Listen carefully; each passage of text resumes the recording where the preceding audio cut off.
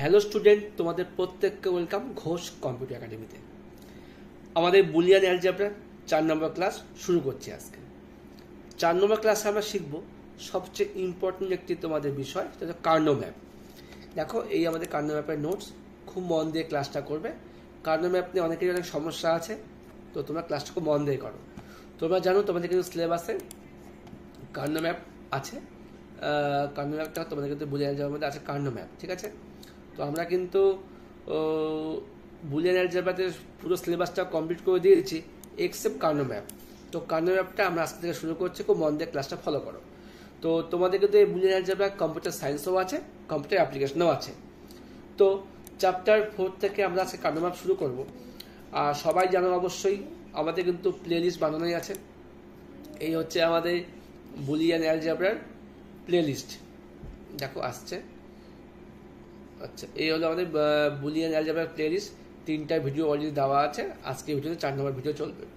আর অবশ্যই ডিসক্রিপশন বক্সে পুরাতন প্লে লিস্টটাও দেওয়া আছে, ওখানে কার্নো ম্যাপ নেই, বাকি সমস্ত ভিডিওগুলো ওখানে তোমরা পেয়ে যাবে। তো কার্নো ম্যাপ ব্যাপারটা কি, আমি তোমাদের বই থেকেও বের করে দেখাচ্ছি। তোমাদের বইতেও কার্নো ম্যাপ আছে। তো যারা ভাবছো যে বই থেকে বুঝতে সমস্যা হচ্ছে, তারা আমারটাও ফলো করো, দুটো ব্যাপার একই আছে। তোমার যেটা ভালো হয় তোমরা ওটা ফলো করবে।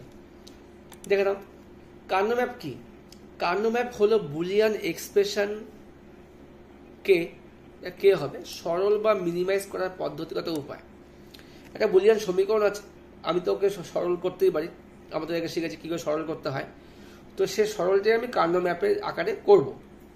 তাহলে মধ্য কথা কী হলো, কার্নো ম্যাপ কি বুলিয়ান এক্সপ্রেশনকে সরল করার উপায়। একে আবার বুলিয়ান এক্সপ্রেশন সরল করার পদ্ধতিও বলা হয়, ব্যাপার একই হলো। এই পদ্ধতির সাহায্যে আমরা কোনো প্রকার থিওরম বা ইকুয়েশন ছাড়াই বুলিয়ান এক্সপ্রেশনকে সিম্পলিফাই করতে পারি। যেটা আমরা আগের দিন করলাম, কমন নিলাম a প্লাস a বার মানে 1, a প্লাস a মানে a, সেটা আমরা কোনো থিওরম বা সূত্র ছাড়াই আমরা কিন্তু এটাকে সরল করতে পারি। এবার আমি কিছু পয়েন্ট লিখিয়েছি। 1953 সালে মাউরিক কার্নো নামক আমেরিকান টেলিকমিউনিকেশন ইঞ্জিনিয়ার কে ম্যাপ কনসেপ্ট তৈরি করেন। প্রশ্ন আসতে পারে এমসিকিউ এর মধ্যে, কে কত সালে কার্নো ম্যাপ তৈরি করেন। কি হচ্ছে 1953 সালে বিজ্ঞানী কি মাউরিক কার্নো, তিনি কি করতেন, আমেরিকান টেলিকমিউনিকেশনের ইঞ্জিনিয়ার ছিলেন। তিনি কিন্তু প্রথম কার্নো ম্যাপের কনসেপ্ট তৈরি করেন। নাম্বার 2, এখানে টেবিল ফরম্যাটে বুলিয়ান এক্সপ্রেশনকে সলভ করতে পারি। আমরা টেবিল আকারে সলভ করতে পারি। তার মানে যে ব্যাপারটা আমরা এখানে সলভ করতে পারি এই রকমের টেবিল বানিয়ে, ঠিক আছে, বলছি পরে। এখানে 3 নম্বর, এখানে সেল সংখ্যা নির্ভর করে কতগুলি ভেরিয়েবল ব্যবহার করছি তার উপর। মানে যদি আমরা n সংখ্যক ভেরিয়েবল ব্যবহার করি তবে সেল কি হবে 2n। সাপোজ আমার যদি 2টা ভেরিয়েবল থাকে তবে আমার রো কটা হবে, তো আমার সেল কটা হবে 4টা, 3টা হলে 8টা। আমরা যে নিয়মে ট্রুথ টেবিল বানিয়েছি ওই নিয়মটা এখানে ফলো হচ্ছে কিন্তু টেবিলের ক্ষেত্রে। যেমন দেখো, এটা আমাদের 2 ভেরিয়েবলের টেবিল, এটা 3 ভেরিয়েবলের টেবিল। এখানে 4টে সেল আছে, এখানে 8টা সেল আছে, ওকে। এবার দেখো তারপরে পয়েন্টটা, এখানে পাশাপাশি ঘরে বিট সংখ্যা শুধুমাত্র একটি করে চেঞ্জ হবে। এর মানে কি, এই যে আমার পাশাপাশি ঘরটা আছে, এই ঘরে যদি 0 হয় এই ঘরে কিন্তু 1 হবে, কখনো এই পাশাপাশি ঘরে 0 হবে না, বুঝতে পেরেছ? তারপরে পাশাপাশি ঘরে সংখ্যা কি হবে, চেঞ্জ হবে, সেম থাকবে না। যদি মনে করি এখানে 0 0 থাকে তবে কিন্তু এখানে হয় 1 0 হবে, নয় 0 1 হবে, কখনোই দুটোই চেঞ্জ হবে না, একটা চেঞ্জ হবে, ঠিক আছে। তারপর দেখো 2 নম্বর, কিভাবে কার্নো ম্যাপের সেলগুলিকে আমি গ্রুপিং করব। আচ্ছা, তো এইটুকু হলো আমাদের নিয়ম, কি করে কাজগুলো হয়। তাহলে আমরা কি দেখলাম, কার্নো ম্যাপ কে আবিষ্কার করেন, কোন বিজ্ঞানী কত সালে আবিষ্কার করেন। কার্নো ম্যাপের মেন কাজটা কি, সরল করা। কার্নো ম্যাপে আমরা সেল সংখ্যা কীভাবে বের করতে পারি, 2n সংখ্যা হিসেবে বের করতে পারি। কার্নো ম্যাপের পাশাপাশি ঘরের বিট কখনোই সেম হবে না, একটি করে চেঞ্জ হবে। আচ্ছা, এবার 2টা কীভাবে কার্নো ম্যাপ আমরা কার্নো ম্যাপের সেলগুলিকে গ্রুপিং করবো, আমাকে এখানে গ্রুপ করতে হবে। তাহলে যখন আমি সরল করব নিশ্চয়ই আমাকে সবগুলো ঘরে মান নিলে হবে না, আমাকে এখান থেকে কিছু গ্রুপ করতে হবে। এই গ্রুপটা হচ্ছে আমরা কী করে করতে পারি, ভালো করে মনে রাখো, কিন্তু কিচ্ছু পারবে না। দুটি পাশাপাশি ঘরকে গ্রুপিং করতে পারি, মানে দুই জোড়া হবে, ঠিক আছে, যাকে পেয়ার বলে। চারটা পাশাপাশি ঘরকে আমরা গ্রুপিং করতে পারি, যাকে বলা হয় চারের গ্রুপ, যাকে বলা হয় কোয়ার্ট। আটটা পাশাপাশি ঘরকে আমরা গ্রুপ করতে পারি, যাকে বলা হয় আটের গ্রুপ বা অক্টেট। আবার 16টা পাশাপাশি ঘরকে আমরা গ্রুপ করতে পারি, যাকে বলা হয় 16, ঠিক আছে। তার মানে আমাদের যে গ্রুপটা হবে পাশাপাশি ঘরে গ্রুপ হতে পারে, দুটা হতে পারে, দুটা এইভাবেও হতে পারে, দুটা এইভাবেও হতে পারে, বা চারটা ঘরকে হতে পারে। 8টার ক্ষেত্রে 8টা ঘরকে হতে পারে, ঠিক আছে। আবার 16 ক্ষেত্রে 16টা ঘরকে একসাথে গ্রুপ করতে পারি আমরা। ওকে, তাহলে আমাদের গ্রুপ কিন্তু কীভাবে হতে পারে, 2, 4, 8, 16 এইভাবে কিন্তু আমরা গ্রুপগুলো করতে পারি।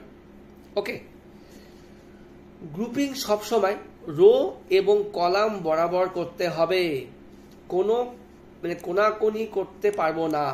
ভালো করে বোঝো, যখন আমরা গ্রুপটা করব এই ক্রস বা এই ক্রসে কোনো গ্রুপ হবে না, বুঝতে পারলে? আবার দেখাচ্ছি মুছে।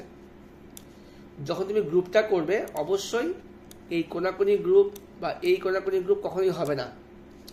গ্রুপ সবসময় কি হবে, গ্রুপ সবসময় হবে পাশাপাশি, রো ওয়াইজ বা কলাম ওয়াইজ, ঠিক আছে। এইভাবে গ্রুপগুলো হবে, বা এইভাবে কোনাকুনি গ্রুপ হবে না। আসলে বুঝতে পেরেছ? আচ্ছা, এই কটা পয়েন্ট তোমাদের মনে রাখতে হবে, খুব খুব ইম্পর্টেন্ট। এবার দেখে নিই বিভিন্ন ভেরিয়েবলের ক্ষেত্রে কার্নো ম্যাপের পদ্ধতি দেখে নাও। আচ্ছা, কি বলেছে এখানে, খুব বন্ধে দেখো, বলছি আমি। আচ্ছা, বিভিন্ন ভেরিয়েবলের ক্ষেত্রে কার্নো ম্যাপের তৈরি করার পদ্ধতি দেখো। আমি যেটা বললাম 2 ভেরিয়েবলের হয়, 3-এর হয়, 4-এর হয়। তো তোমাদের যেহেতু বইয়ের মধ্যে 2, 3, 4 আছে, আমি এই 3টে দেখাচ্ছি, ঠিক আছে। দেখো, 2টা ভেরিয়েবলের ক্ষেত্রে আমার তাহলে রো কটা হবে, 2 to the power n, তার মধ্যে হচ্ছে 2 to the power 2, তাহলে কটা, 4টা। আগেই বলছি 1, 2, 3, 4, মন দিয়ে দেখো 4টা ঘর হলো। এবার এই ঘরটা আমার এক্স, এই ঘরটা আমার ওয়াই, এখানে দাগ দেবে, এক্স এর ঘর, ওয়াই এর ঘর। ওকে, এবার যখন আমি ট্রুথ টেবিল করতাম, কী করতাম, 0, 0, 1, 1, এটা হলে এক্স এর মান। ওয়াই কী করতাম, 0, 1, 0, 1, এইভাবে করতাম, ঠিক আছে। তো এখানে আমি কী করলাম, যেহেতু ওখানে এদিকে এক্স এদিকে ওয়াই আছে, তো এক্সকে ভ্যালু একবার হবে 0, একবার হবে 1, আর ওয়াই ভ্যালু কী হবে, একবার হবে 0, একবার হবে 1। ওকে, ভালো করে বোঝো কিন্তু, ওয়াইয়ের ভ্যালুও 0 আর 1, এক্সের ভ্যালু 0 আর 1। এখানে খেয়াল করে দেখো, এই ওয়াই ভ্যালু 0 পাশে কি 0 হয়েছে, হয়নি, তাহলে পাশাপাশি কিন্তু সেম হচ্ছে না। একইভাবে এক্সের ভ্যালু কি 0 পাশে 0 হয়েছে, হয়নি, তার মানে সেম হচ্ছে না। যাই হোক, এইভাবে লিখতে হয়। এবার এই যে প্রথম সেলটা আসলে এর মান কত, এক্স আর ওয়াই গুণ হয়ে গেল, 0 × 0, 0, 0। তাহলে এই ঘরটা কী হবে, এক্সের 0, ওয়াইয়ের 1, তাহলে কী হবে, এর মান 0 আর 1। ওকে, এবার এই ঘরটা কী হবে, এক্স তো 1 ছিল, এই 1 আর এই 0, 1, 0, আর এক্সের 1 আর এই ওয়াইয়ের 1, 1, 1, তাহলে 0, 0, 0, 1, 1, 0, 1, 1। এবার দেখো আমাদের এই যে 0, 0, 0, 1, 1, 0, 1, 1 মিললো, এইভাবে কিন্তু এখানে বসছে। ওকে, এবার তুমি খেয়াল করে দেখো, এই যে 0, 0, 0, 1 সেম হয়েছে না, একটা দেখো চেঞ্জ হয়ে গেছে। আবার এখানে দেখো 0, 0, 1, 0, একটা কিন্তু ভেরিয়েবল চেঞ্জ হয়েছে। এইভাবে কিন্তু পাশাপাশি ঘরে কিন্তু কখনোই সেম নেই, সব চেঞ্জেস আছে। খুব ভালো করে বোঝো, ঠিক আছে। এবার যদি দেখি আমার 3টির ক্ষেত্রে কী হচ্ছে ব্যাপারটা দেখে নাও। তাহলে আমার 2টা ভেরিয়েবলের টেবিল দেখে নিলাম, এবার আমার 3টা ভেরিয়েবলের টেবিল দেখো। 3টা ক্ষেত্রে কী হচ্ছে, এরকম 8টা খোপ করবে, কারণ 2 এর কিউব মানে 8টা হবে, 3টির জন্য 8টা হবে, ঠিক আছে। এখানে কী হলো, এক্স এদিকে, এদিকে ওয়াই আর জেড, যেহেতু এখানে ঘর বেশি আছে চড়া হিসাবে, এদিকে এক্স, এদিকে ওয়াই জেড। এক্সের বলে কী হলো, 0 আর 1, আর ওয়াই বলে কী হবে, 0, 0, 1, 1, আর জেড কী হবে, 0, 1, 0, 1। আমরা যেভাবে লিখতাম, যখন 2টা ভেরিয়েবল থাকবে কী হবে, 0, 0, 1, 1, এদিকে 0, 1, 0, 1। তো তোমাদের মানে প্রশ্ন আসে, স্যার আপনি তো বলেন 0, 1, 0, 1, সেক্ষেত্রে 0, 1, এখানে একটা 0 হতো, এখানে 1 হতো, কিন্তু তাকে আমি লিখলাম না। কারণটা কি, আমি যদি তখন এখানে 0 দিতাম, এখানে 1 দিতাম, তবে কি হতো, তাহলে এখানে কি আমার কী ছিল, 1 ছিল, এখানে আমার 10, তাহলে আবার এখানে একটা 10ই হচ্ছে, তাহলে আমার সেম হয়ে গেল। তো যাতে পাশাপাশি ঘরে সেম না হয় সেজন্য আমি কি করলাম, এখানে দেখে দাও, সেজন্য আমি কি করলাম, লেখাটা হবে 0 1, একটা ঘর জাম্প করে যাবে 0 1, ঠিক আছে, 0 1 0 1। ও তোমাদের একটা জিনিস বলা হয়নি, যেহেতু আমরা মিন টার্ম ক্ষেত্রে এটা বের করছি, তো কে ম্যাপ কিন্তু দুভাগে বার করা যায়, একটা মিন টার্ম একটা ম্যাক্স টার্মের ক্ষেত্রে বের করা যায়, ঠিক আছে। তো মিন টার্মের ক্ষেত্রে যখন বের করছি, যখন 4টা সেল থাকবে, প্রথম সেলের নাম কি M0, পরটা M1, তারপরটা M2, তারপরটা M3, 4টা হলে এম এর মান হবে 3 অবধি। তোমরা তো আগে মিন টার্ম ম্যাক্স টার্ম দেখেছো, এটাই যদি আমার ম্যাক্স টার্ম হতো তখন কিন্তু বড় হাতে M0, M1, M2, M3 সব আস্তে আস্তে আসবে ডে বাই ডে, খুব মন দিয়ে খেয়াল করো। তাহলে এই ঘরটা দেখো তুমি, আমি বললাম যে যাতে পাশাপাশি চেঞ্জ না হয়, যখন 3টার ক্ষেত্রে হবে 1 2, এটা হবে 3, এটা হবে 4, 3 4 কিন্তু পরপর হবে না, বুঝতে পারলে? 0 0 1 1 1 আর 0 1, এ পাশে 0, তারপর এ পাশে 1। এবার তাই দেখো, যখন আমি মানগুলো বসালাম M0 M1, এদিকে M2, এদিকে M3, ওকে। একইভাবে 4 5, এদিকে 6, এদিকে 7, এক ঘর গ্যাপ দিয়ে হলো। গ্যাপ তো একটাই কারণ, যাতে এই যে ভ্যালুগুলো আছে যেন সেম না হয়। এবার এটা নিয়ম একই, এক্স এর মান ওয়াই জেড এর মান গুণ হয়ে গেল 0 0 0, তারপরটা 0 0 1, তারপরটা 0 1 1, এটা 0 1 0, নিজেই বুঝতে পারছো। এটা দেখো এক্স এর মান 1, এর সাথে এগুলো গুণ হয়ে যাবে, এটা 100 101 111 110, কি করে হলো? 1 দিয়ে 0 0 গুণ 100, 1 দিয়ে 0 1 গুণ 101, 1 দিয়ে 2 1 গুণ 111, 1 দিয়ে 10 গুণ 110। এটা মান কি হলো? M0 M1 M3 M2 M3 M4 M5 M6 M7, আগে এটা তারপরে এটা, এটা আগে এটা তারপরে এটা, ঠিক আছে। আচ্ছা, তাহলে আমরা খুব ভালো মতো বুঝে গেলাম। এইবার আমরা দেখে নিই হচ্ছে 4টা ভেরিয়েবলের ক্ষেত্রে বক্সটা কীরকম হচ্ছে। আগে আমাদের জানতে হবে বক্সগুলো কী করে হচ্ছে, তারপরে কিন্তু আমরা কে ম্যাপ দিয়ে বড় বড় সমীকরণকে সলভ করব। এই বক্স না বুঝতে পারলে তোমরা সলভ করতে পারবে না। আগে বক্সটা খুব মন দিয়ে বোঝো, বক্সটা বুঝে তারপরে কিন্তু তোমাদের আমি সলভ করে দেখাবো, ঠিক আছে। তাহলে 4টা ভেরিয়েবলের ক্ষেত্রে কী হচ্ছে, 2 এর মাথায় 4, কথা হবে 16টা বক্স হবে। এই দেখো আমাদের বইয়ে ভালো দেওয়া আছে, 16খানা বক্স দেওয়া আছে, ঠিক আছে। তো তোমাদের দেখাচ্ছে 16খানা বক্স দেওয়া আছে, ঠিক আছে, বইয়ে আরও ভালো বুঝতে পারবে। তাহলে এই যদি আমি নোটটাকে ফলো করি, তো একই ব্যাপার এক্স ওয়াই আর জেড ডাব্লু। আমি যদি নোট ফলো না করি, আমি এখান থেকে দেখতে পারি এ বি আর সিডি, ভালো দেখো বই থেকে এ বি আর সিডি। এটাকে জুম করে নিই, বুঝতে সুবিধা হবে। হ্যাঁ, 4টার ক্ষেত্রে আমার বক্স হলো হচ্ছে 16টা, এদিকে এ বি নিলাম, এদিকে সিডি নিলাম, তবে এক্স ওয়াই জেড ডাব্লু যা আছে তাই নাও। যদি দুটো ঘর আছে, এর মান 0 0 1 1 0 1, একইভাবে যেটা আমি আগের ক্ষেত্রে জাম্প করেছিলাম, এখানে জাম্প করতে হবে 0 1 0 1, ওকে। এখানেও তাই, সিডি 0, সি এর মান 0 0 1 1, আর ডি এর মান 0 1 0, তারপরে 1, বুঝতে পেরেছ। এবার গুণের নিয়ম তাই, গুণটা আমি আর বেশি বলছি না। এবি দিয়ে সিডিকে গুণ করো, 0 0 হাতে 0 0 গুণ করলে 4টা 0 হয়ে গেল। এই 0 0 দিয়ে 0 গুণ করো, 0 0 0 1 হয়ে গেল। এই ডাবল 0 দিয়ে 1 1 গুণ করো, ডাবল 0 1 1, এই ডাবল 0 দিয়ে 1 0 গুণ করো, ডাবল 0 1 0। এই নিয়মে সবগুলো মান বের করা আছে। তো যদি মানগুলো খেয়াল করে দেখো, দেখো এই ঘর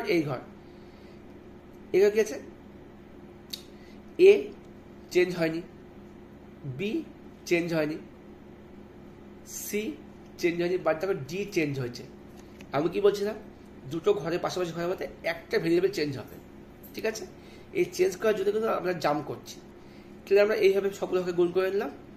এবার আমাকে মিন টার্ম বসাতে হবে, এর নাম কি M0। বইয়ের সংক্ষেপে M0 দিয়েছে, আমার নোটস থেকে আমি এম লিখেছি, M0 M1, এটা M2, এটা M3। একইভাবে 4 5, এটা 6, এটা 7, ঠিক আছে। তারপরে কি আছে 12, ও আচ্ছা 4 5 6 7, তাহলে সময় এই ঘরটাতে 8 9 10 11 হতো। যেহেতু আমি এইভাবেও আমি জাম্প করেছি, এটার ক্ষেত্রেও দুটো ঘর পরপর হবে, 3 নাম্বারটা জাম্প হয়ে গেল, 6-এর পরে কিন্তু একবারে তোমাদের এখানে আসতে হচ্ছে, বুঝতে পারছো? 6-7টা হলো, তারপরে একবার এখানে আসতে হচ্ছে। আমি যেহেতু কলাম বরাবর দুটো পরপর নিয়েছি, একটা জাম্প করেছি, এক্ষেত্রেও সেম, রো বরাবরও একই কাজ করতে হচ্ছে। দুটো রো পরপর নেওয়ার পর 3 নম্বরের জাম্প, মানে এই যে আমি 4, 5, 6, 7 করলাম, 8, 9, 10, 11, তারপরে এখান থেকে শুরু হচ্ছে 12, 13, 14, 15। এটা না করলে কি হতো, এই ঘরগুলো আবার সেম হয়ে যেত, যেটা কার্নো ম্যাপের রুলস ফলো করছে না। বই তো তাই দেওয়া আছে, 0, 1, 2, 3, 4, 5, 6, 7, 8, 9, 10, 11, 12, 13, 14, 15। ঠিক আছে, এগুলো হচ্ছে পজিশন। ওকে, তো এই 4টা ক্ষেত্রে কিন্তু আমাদের ABCD, এই ট্রুথ টেবিল হলে আমাদের এই ট্রুথ টেবিল করতে হতো, 8টা 0 পরপর, 8টা 1 পরপর। এখানেও তাই আছে, কিন্তু 8টা 0, 8টা 1 পরপর ওইভাবে কিন্তু আমাদের বসছে। তোমার যদি গ্রুপটা দেখো, এই যে প্রথম গ্রুপ এটা মিললো, দ্বিতীয় গ্রুপ গেছে 0, 0, 0, 0, 1 মিললো, 3 নম্বর গ্রুপ 0, 0, 1, 0। এটা তুমি কি এখানে পাচ্ছ না, দেখো এখানে পেয়ে যাচ্ছ। আর 4 নম্বরটা 0, 0, 1, 1, এটা পেয়ে যাচ্ছ এখানে। আশা করি খুব ভালো মতো মন দিয়ে বুঝতে পারছো। এইটুকু না বুঝলে কিন্তু স্টুডেন্ট একটা কিছু তোমার পারবে না। ঠিক আছে, তো এই ছিল আমাদের কিন্তু 2 নম্বর, মানে 2 ভেরিয়েবলের কার্নো ম্যাপ, 3 ভেরিয়েবলের কার্নো ম্যাপ, আর 4 ভেরিয়েবলের কার্নো ম্যাপ। ঠিক আছে, এবার আমরা কার্নো ম্যাপের সাহায্যে কিছু সমীকরণ সলভ করব। যাই হোক, তো এখানে একটা নোটস লেখা আছে, দেখে নাও। মিন টার্মের ক্ষেত্রে হয় এসওপি, মানে এসওপির ক্ষেত্রে হয় মিন টার্ম, যেখানে ছোটো হাতে এম দিয়ে প্রকাশ করা হয়। ঠিক আছে, আর যখন আমি মিন টার্ম দিয়ে সমীকরণ বের করব, সলভ করবো, তখন কিন্তু আমাকে ঘরের মধ্যে লিখতে হবে 1। ঠিক আছে, আর যখন আমি ম্যাক্স টার্ম করবো, তখন আমি পজ করবো, তখন আমি বড় হাতে এম, তখন আমাকে ঘরের নাম্বার দিতে হবে 0 দিয়ে। তো আমি যখন মিন টার্মগুলো সলভ করবো, তখন আমাকে ঘরের মধ্যে, যেমন দেখো এখানে কিছু মিন টার্মের ইকুয়েশন সলভ করে দেওয়া আছে, ওইখানে 1 লেখা হয়েছে। ঠিক আছে, যখনই তুমি এটাকে ম্যাক্স টার্ম দিয়ে করবে, দেখাচ্ছি তখন আমি ম্যাক্স টার্ম দিয়ে, এই তোমাদের ম্যাক্স টার্ম, তখন এটা আমাকে 0 দিয়ে প্রকাশ করা হয়েছে। ঠিক আছে, তাহলে মিন টার্মের ক্ষেত্রে কী হচ্ছে, এসওপি আর ছোটো হাতে এম আর 1, আর ম্যাক্স টার্মের ক্ষেত্রে কী হচ্ছে, পিওএস বড় হাতে এম আর 0। ঠিক আছে, এখানে আমার 3 নম্বর প্রশ্ন আমি কী লিখেছি, কে ম্যাপের সাহায্যে বুলিয়ান এক্সপ্রেশন সরল করার কী উপায় আছে। আমি যে সরলটা করবো তাতে কিছু উপায় থাকবে। কী লিখেছে, প্রথমে সমীকরণের ভেরিয়েবলের উপর নির্ভর করে ছক করতে হবে। তাহলে ফার্স্টে আমি দেখে দেবো সমীকরণটা কটা ভেরিয়েবল দেওয়া আছে, 2 না 3তে, 2 না 3, 2-এর উপর হলে 4টা ছক করবো, 3 হলে 8টা করবো, আর 4 হলে 16টা ছক করবো। এরপর সমীকরণ অনুযায়ী মিন টার্ম এবং ম্যাক্স টার্ম খুঁজতে হবে। আমি দেখবো এটা মিন টার্ম না ম্যাক্স টার্ম। মিন টার্ম হলে বসাবো, যদি সমীকরণটি এসওপি আকারে থাকে তাহলে এটা মিন টার্ম, তবে আমার কী বসাতে হবে, কী ব্যাপারে 1 বসাতে হবে। আর যদি পজ থাকে তবে কী করতে হবে, তবে এটা ম্যাক্স টার্ম, এবং ওখানে কী করতে হবে, 0 বসাতে হবে। একইভাবে পাওয়ার অফ 2, মানে পাওয়ার অফ 2 হিসাবে কি 2, 4, 8, 16, 8, 16, মানে 2 এর পাওয়ার n হিসেবে গ্রুপ বানাতে হবে। তারপরে আমি যখন মানগুলোকে বসাবো, তখন কিন্তু আমাকে সেইভাবে গ্রুপ বানাতে হবে, হয় 2টোর গ্রুপ, 3টে 4টের গ্রুপ, 16টার গ্রুপ, মানে গ্রুপটা তো আমার সবসময় হবে পাওয়ার অফ 2। 2 মাথায় 1 মানে হচ্ছে 2, 2টার গ্রুপ হতে পারে, 4টার গ্রুপ হতে পারে, 8টার গ্রুপ হতে পারে, 16টার গ্রুপ হতে পারে। যেগুলো নিয়মগুলো আমি অনেক আগে বলে দিয়েছি। গ্রুপিংয়ের নিয়ম এখানে বলা আছে, 2-এর পেয়ার, 4-এর পেয়ার, 8-এর পেয়ার, 16-এর পেয়ার। তো এইভাবে গ্রুপ হতে পারে। আর যাতে সর্বাধিক টার্মগুলিকে গ্রুপ করা যায়, আর গ্রুপটা এমন করতে হবে যাতে যত বেশি সংখ্যক নাম্বার নিয়ে গ্রুপ করা যায় আমার খুঁজতে হবে, গ্রুপ করা যায়, এবং ওভারল্যাপও হতে পারে। ওভারল্যাপ মানে ব্যাপারটা কি, এই যে আমার টেবিলটা আছে, যেমন দেখো ওভারল্যাপ তোমার দেখাচ্ছে, দেখো এখানে এ একটা গ্রুপ করেছে, এইদিকে গ্রুপ করেছে, তাহলে আমার এখানে কি, এখানে কিন্তু আমার ওভারল্যাপ হয়ে গেল। ওভারল্যাপ হলে কোনো সমস্যা নেই, যত ওভারল্যাপ হবে তত তোমার সমীকরণটা ছোটো হয়ে যাবে, মানে সরলটা ছোটো হয়ে আসবে। ঠিক আছে, ওভারল্যাপও হতে পারে। তারপরে কি আছে, এই রেক্ট্যাঙ্গুলার গ্রুপগুলির সাহায্যে আমরা কমন ভেরিয়েবল দিয়ে এসওপি ও পিওএস অনুযায়ী এক্সপ্রেশনগুলি লিখতে হবে। তাহলে আমাকে গ্রুপ করতে হবে, তারপর কমন ভেরিয়েবল দিয়ে আমাকে কিন্তু এসওপি আর পিওএস এর সমীকরণটা সমাধান করতে হবে। ঠিক আছে, এরপর আমরা সমাধানগুলো শিখবো। তো আজকের ক্লাসটাই নিয়ম দিয়ে থাক, তো নিয়মটা বারবার করে দেখো, খুব শীঘ্রই কালকে আমরা সমাধানের ক্লাস নিয়ে আসছি। ঠিক আছে, অলরেডি 20 মিনিটের ভিডিও হয়ে গেছে, এতক্ষণ দেখা তোমার ধৈর্য নেই। অবশ্যই কে আপনাকে ভালো করে বোঝো। তোমাদের মানে সিলেবাসটা এমন করেছে যে প্রচুর কিছু দিয়েছে, কিন্তু নাম্বার থাকবে খুব সামান্য নাম্বার। যাই হোক, শিখতে আসি, শিখবো আমরা। আর ঘোষ কম্পিউটার একাডেমি তোমাদের শেখাবে, তোমাদের সঙ্গে আছে। তাই বেস্ট অফ লাক, খুব ভালো থেকো, মন দিয়ে পড়াশোনা করো, পাশে থাকো ঘোষ কম্পিউটার একাডেমি। ভিডিওটি কেমন লাগো জানিও, লাইক করো, কমেন্ট করো, বন্ধুদেরকে শেয়ার করে দিও।